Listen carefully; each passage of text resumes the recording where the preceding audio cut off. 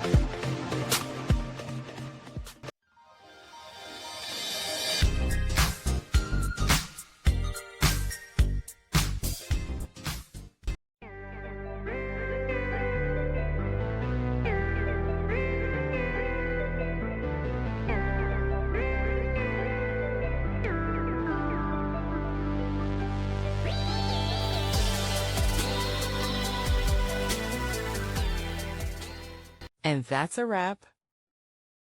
I hope you found the answer you were looking for. If you did, take a second to hit that subscribe button. It really helps out. And let me know in the comments which solution worked best for you. See you next time in the debug zone.